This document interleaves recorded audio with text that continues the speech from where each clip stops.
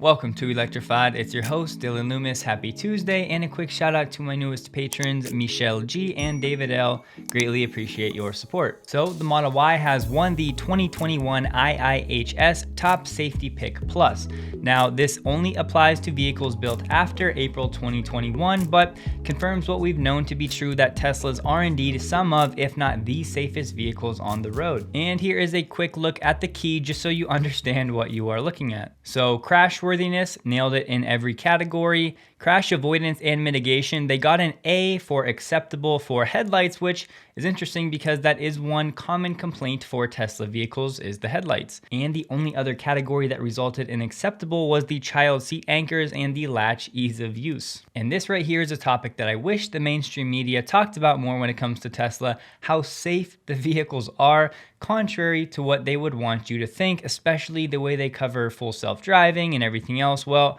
all of the crash tests and the crash ratings and the real world examples of some serious accidents that people have been able to walk away from, this stuff really matters. And also contrary to what people would have you believe when it comes to front crash prevention vehicle to vehicle, with regard to automatic emergency braking, Tesla received a superior mark for the Model Y, and vehicle to pedestrian also received a superior mark. But an important clarification when it comes to the headlights. So on the performance trim, the overall rating was a G for good, but scrolling down, it was actually the long range trim that got an overall rating of A for acceptable. And for the performance headlights, on the straightaway, visibility was good on both sides of the road. On curves, visibility was good in all four tests.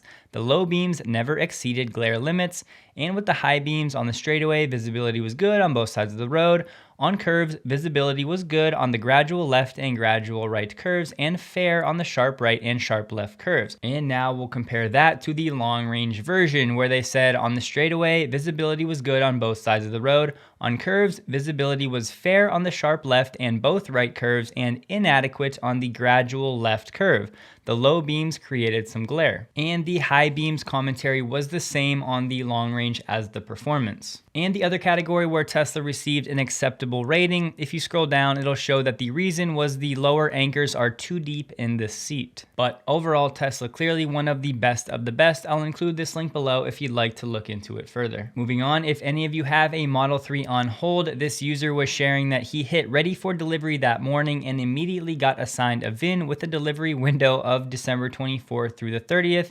His was a blue Model 3 long range for delivery in the Chicago area. He ordered originally in October, then put it on hold when he was assigned a VIN in the first week of December. So if you have a Model 3 on hold because you were waiting for a potential EV tax credit and now you tell Tesla you're ready to take delivery, just be ready to take delivery possibly in the next few days. Here we have the latest order for Tesla semis. This one is for 10 of them and it's from Carrot Packaging. Maybe it's pronounced Karat, but I couldn't confirm that, so I'm going to go with Carrot for this episode. As they put down their deposit for 10 Tesla semi trucks to be delivered in 2022. Exact delivery dates are not available, no surprise there. Carrot Packaging uses its own fleet to pick up products from the ports of Los Angeles, and soon that journey will be made with Tesla semis. So who is this company? Well, they're a manufacturer and distributor of environmentally friendly single-use disposable products primarily used in restaurants and food service settings. Carrot's products include food packaging, containers, tableware, cups, lids, cutlery, and straws. Tesla keeps the new products rolling out on the Tesla shop page. This one, the wireless portable charger version 2.0, going for $70.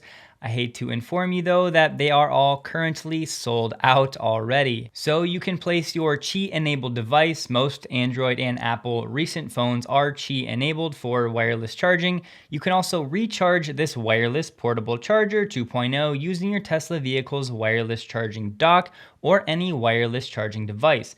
This provides up to 10,000 milliamp hours of battery power at 37 watt hours and includes an integrated USB-C lightning cable for additional wired charging. Now sure, could you get a cheaper 10,000 milliamp hour charger on Amazon? Yes, but of course Tesla has that brand value and this one does look pretty cool, but now we just have to wait for a restock. We will proceed cautiously with this one, but Chinese power battery giant CATL, their battery module production base in Shanghai, adjacent to Giga Shanghai, should go into production in 2022, a local media reported today. That's not really news, but just a reminder in case you missed it. Yet another new product, the Model S 21-inch arachnid wheel and winter tire package going for $6,000, and these are Pirelli P0 winter tires. Shibatoshi was complaining about airplane Wi-Fi, and Elon said with Starlink you could stream video and play online games. This will be such a welcome feature for so many people, so hopefully they can get that approved and up and running here in 2022. Sawyer told us Giga Berlin's working on launching 3 new paint colors, the names of which he has confirmed. They're Deep Crimson Multicoat, Abyss Blue Multicoat, and Mercury Silver Metallic. He's seen several images up close of the Deep Crimson and it's gorgeous. He also said that the 3 new colors will have 8 total layers, he's told. The current higher end Tesla paints have 5 or 6 layers,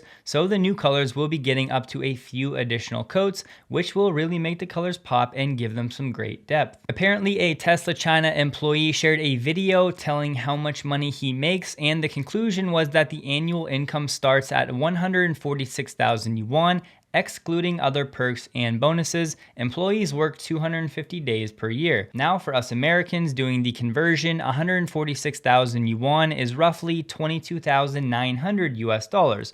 So people are saying, well, that doesn't seem like very much, what's the deal here? Well, of course, cost of living is going to be different in Shanghai than America, but Ray did say that this number is actually high, relatively speaking.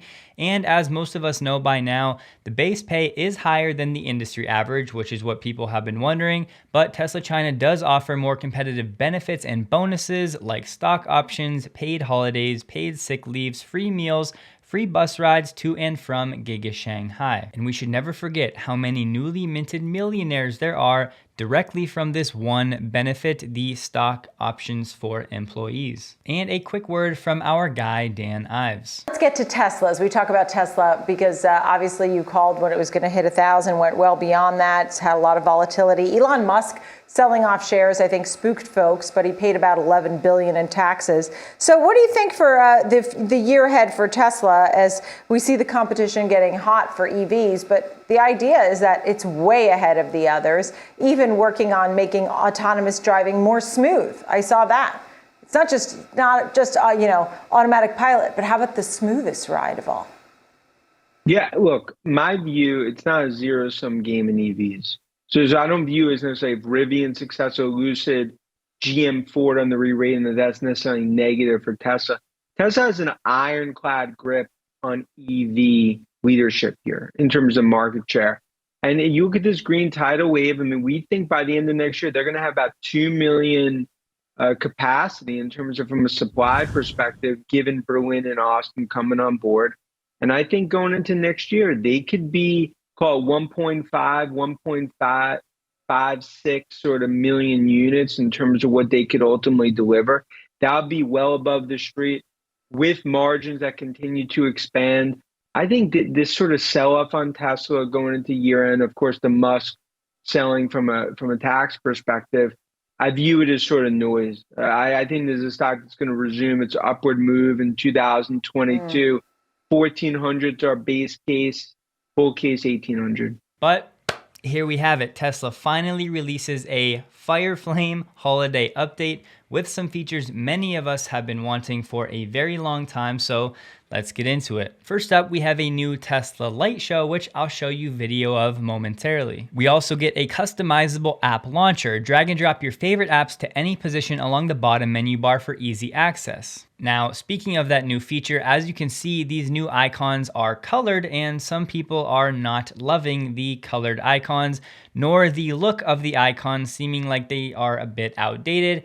And I would tend to agree, but honestly, I'm not that picky. However, I do think they could do better with this. Next up, we get simplified controls. The display has been simplified to focus on navigation, media, and the most common primary controls. So we're talking windshield wipers, charging controls, trip and odometer info, and tire pressure information. But here is my favorite of the bunch. This is something that I have missed in my old Honda for years now. A simple automatic blind spot camera. You can now automatically see a live camera view of your blind spot whenever you activate the turn signal. So Tesla, well done. It's about time you bring this basic functionality that ICE automakers have had now for years, and the car with all the cameras and the software finally gets on board with this feature.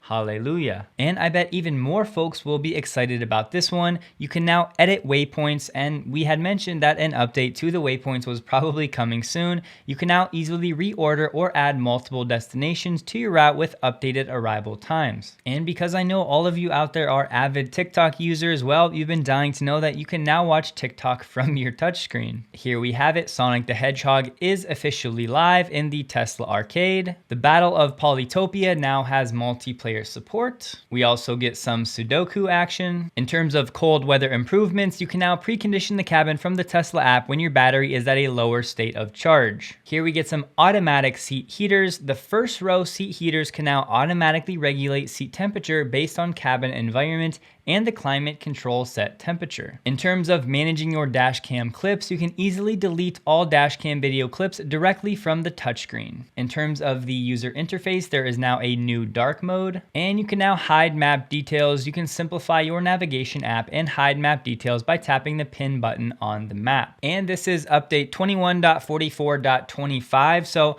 I know a lot of the FSD beta testers are stuck with older versions and they're waiting to get this update. Hopefully it'll roll around with 10.8, but only time will tell. And Holmar's catalog shared another image of the user interface with a different view. And what you've all been waiting for, the holiday light show. I'll show you a clip from Christian and then another clip as well.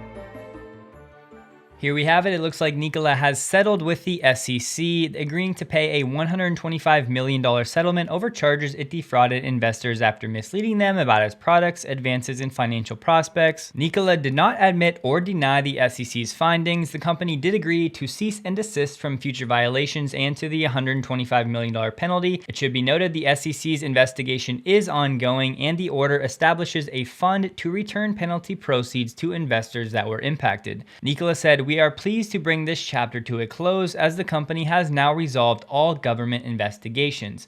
Yes, but Trevor Milton is not off the hook just yet, as he is still under criminal charges, and a judge back in November refused to dismiss a federal indictment, and Trevor was claiming that he should not have been indicted in New York for securities fraud because his alleged lies were in Arizona and Utah where he lives, and the case belonged there if at all. So our buddy Trevor is not off the hook yet, but it seems as though Nikola, the company, is. And last up for today, the Ford F-150 Power Boost Hybrid and the 2022 F-150 Lightning will be capable of delivering emergency charges to stricken EVs via the Pro Power onboard power supply and Ford's mobile power cord charger. So the F-150 Lightning will come with either a 9.6 or a 7.2 kilowatt output on its 240 volt AC outlet, which is basically a level 2 charger. You'll only need Ford's mobile power cord that can deliver the appropriate AC charging rate to turn the electrified F-150 into a mobile charger. So at 16 to 30 amps, that'll equate to a 3.3 kilowatt hour to a 7.2 kilowatt hour charging rate. The mobile power cord is not specific to Ford as it uses the common SAE J1772 EV connector. So if you're driving the F-150 Lightning and you see an EV stranded, well, now you'll be able to maybe give them 5 to 10 miles of charge with your vehicle so they can make it to the nearest charging station. But Ford is also touting the ability to power your home during outages, especially if you have the 9.6 kilowatt hour system.